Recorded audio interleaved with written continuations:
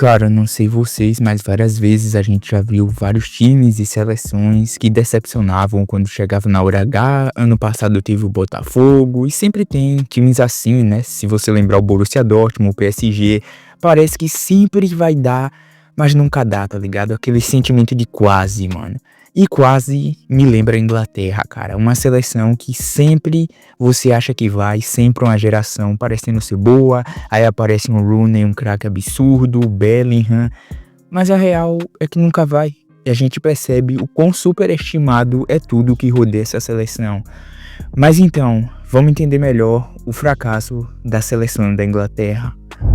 Primeiro ponto é entender que porque a liga deles é superestimada, não quer dizer que isso vai fazer uma grande seleção, tá ligado? Você ter bons jogadores no papel realmente pode te dar alguma vantagem em questão de placar, em questão de qualidade técnica no campo, mas o futebol é muito mais do que isso, cara. Não é porque você tem 11, 20 jogadores muito bons que o seu time vai ganhar alguma coisa, vai ser campeão de algo. Não, não é assim, e a Inglaterra é a prova disso. Como é que você explica com a geração com Rooney, Gerrard, Lampard, Owen e David Beckham nem sequer ganhou a Eurocopa? Isso beira o inacreditável. E eu sei bem que a Inglaterra é o berço do futebol, o lugar onde tudo começou, mas desde 1966, a última vez que ele ganha alguma coisa, e começa a tal da musiquinha, né? Football is coming home, mas na real, nada tá voltando pra casa. O troféu, as taças, as glórias nunca voltaram pra casa, pro berço onde nasceu o futebol.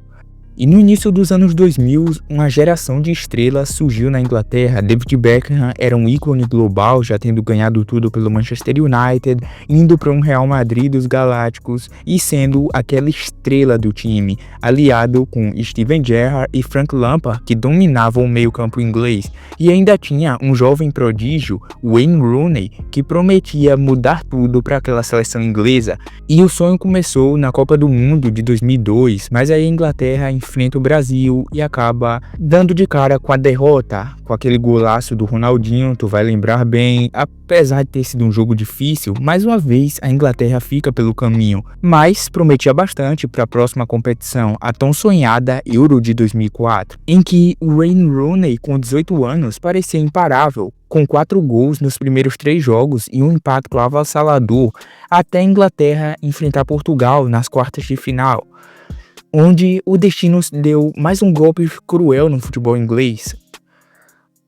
Apesar da eliminação na Copa de 2002, a Euro 2004 ainda parecia promissora, já que a Inglaterra tinha aquela geração de ouro ainda muito próxima do seu auge, e adicionado com um jovem jogador com 18 anos surgiu um prodígio chamado Wayne Rooney. A estreia desse time inglês foi contra a França, uma partida tensa e que foi decidida nos últimos minutos. O Beckham perde um pênalti crucial e Zidane marca os 2 gols no fim para garantir a vitória francesa por 2-1. Mas Rooney brilha nos jogos seguintes. Contra a Suíça ele marca 2 gols e contra a Croácia marca mais 2, ajudando a Inglaterra a avançar às quartas de finais. Nas quartas, a Inglaterra encontra com Portugal. Rooney sai lesionado ainda no primeiro tempo e o jogo termina empatado. A decisão vai para os pênaltis, que decidiriam o destino, quem passaria para a próxima fase. Beckham erra o primeiro, Vassell tem seu chute defendido e Portugal avança, e novamente o sonho inglês fica pelo caminho. Mas sei lá, já foi uma coisa mais do acaso, sacou? Foi um fracasso, mas não foi totalmente. Foi mais que na sorte, Portugal passou, acontece, disputa de pênalti, a gente sabe do nervosismo, é justificável. E ainda tinha a Copa de 2006 para aproveitar essa geração de ouro inglesa, com uma defesa um pouco mais sólida e mais experiente de Rio Ferdinand e John Terry. A Inglaterra ainda parecia pronta para finalmente vencer alguma coisa, e a campanha começou devagar contra o Paraguai com uma vitória magra por 1-0 e em seguida de um empate decepcionante de 2-2 contra a Suécia. Mas a seleção ainda venceu Trindade e Tobago e conseguiu passar em primeiro do seu grupo, enfrentando nas oitavas de final a seleção do Equador, e com um gol de falta de David Beckham foi o suficiente para garantir a vitória por 1-0. Mas tinha algo que não convencia o torcedor inglês, e era o desempenho daquela seleção. E nas quartas de finais, tu pode pensar, quem é que a Inglaterra vai pegar? Bem, Portugal. Algo pode te lembrar disso, né? Talvez a Eurocopa passada. Mais uma vez Portugal, e o jogo foi marcado por mais um drama, novamente envolvendo o jovem Wayne Rooney. Dessa vez um pouco mais experiente, mas ainda assim ele foi expulso depois de pisar em Ricardo Carvalho, se envolver em uma confusãozinha com o Cristiano Ronaldo.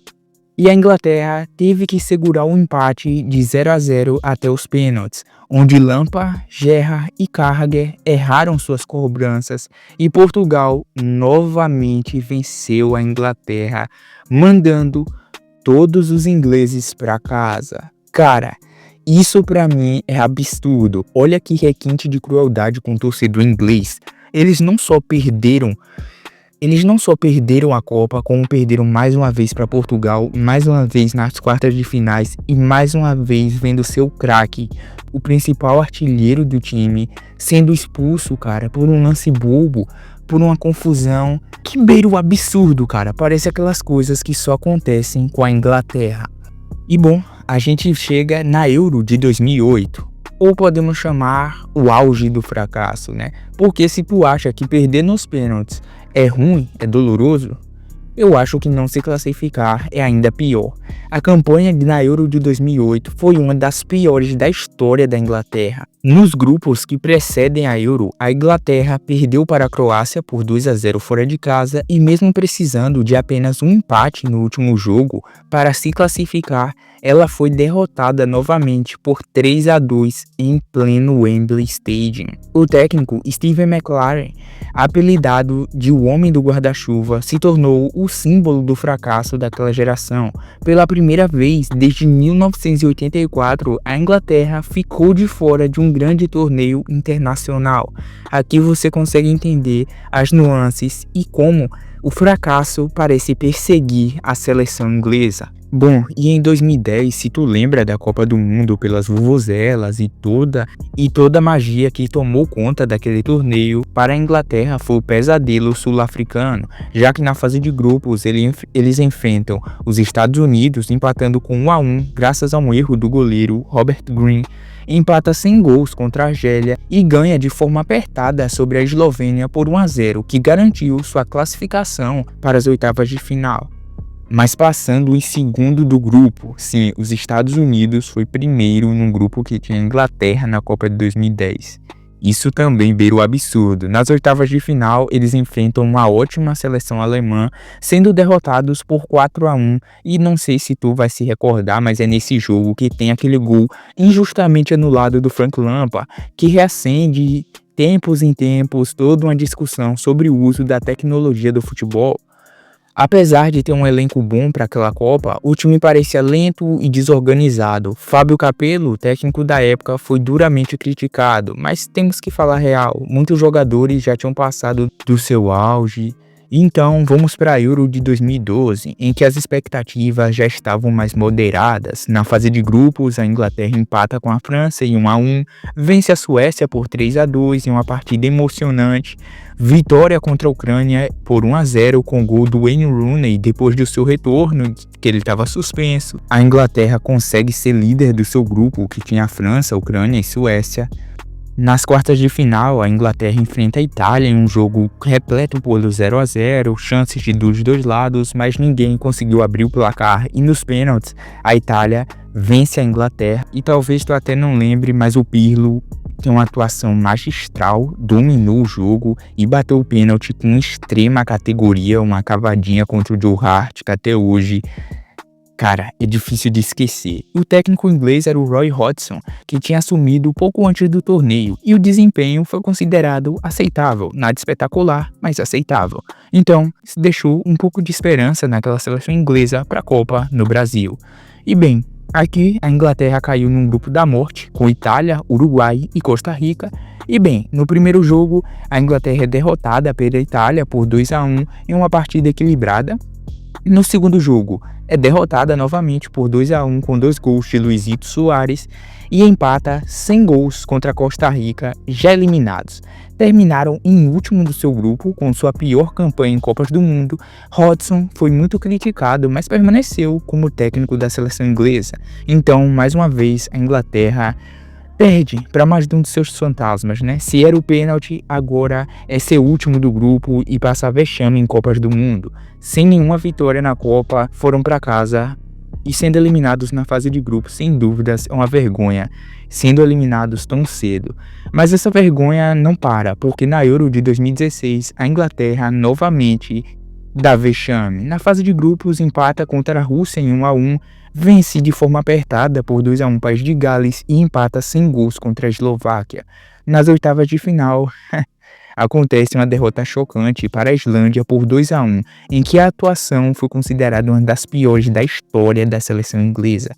O impacto é que Roy Hodgson, o técnico, renuncia logo após o torneio, e essa derrota gerou discussões profundas sobre a mentalidade e estrutura de todo o futebol inglês. E não é para menos, porque se você está fracassando ano após ano, bem, algo tá errado, né? Mas aí ressurge ao ressurgimento do futebol inglês.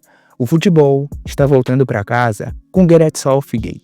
A Inglaterra vai para a Copa do Mundo de 2018 um pouco mais esperançosa, com a preparação melhor e bem, realmente faz uma campanha melhor que as outras Copas. Vale destacar também que o material humano nessa seleção inglesa era melhor que nas passadas. Na fase de grupos, a Inglaterra vence a Tunísia por 2-1 com o gol decisivo do Harry Kane nos acréscimos.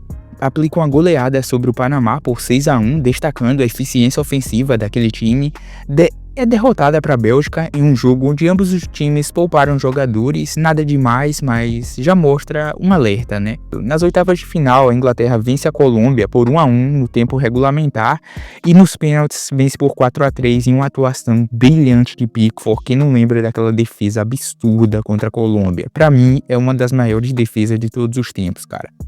Foi a primeira vitória da Inglaterra nos pênaltis em Copa do Mundo. Olha aí, eliminando o fantasma dos pênaltis. Parece que dessa vez vai, né?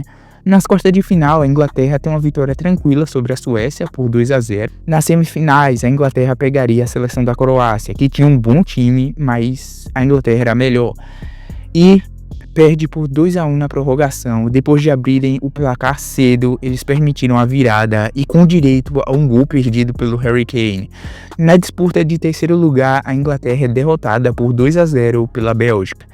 E sim, foi um saldo mais positivo, já que a Inglaterra chega às semifinais em algum torneio pela primeira vez desde 1990. E Gareth Southgate foi elogiado por fazer uma abordagem moderna e criar uma conexão entre os torcedores da Inglaterra e a sua seleção. Na Euro de 2020, como estava acontecendo uma parada estranha no mundo, né, teve a quarentena e tal, ela foi realizada em 2021 e foi um torneio histórico para a Inglaterra. Apesar de ainda não ter sentido o gosto da glória e terminado com o título, a seleção inglesa teve um desempenho até que impressionante, né? Já que a campanha começou de maneira sólida. Venceram todas as partidas na fase de grupos, 3-0 contra a Croácia, 2-0 contra a Escócia e 1-0 contra a República Tcheca, ficando em primeiro lugar no grupo D. O time mostrou um bom equilíbrio entre defesa e ataque, com um sistema tático bem definido sob o comando de Southgate. Nas oitavas de final, a Inglaterra enfrenta a Alemanha e vence por 2-0, um dos momentos mais celebrados do torneio.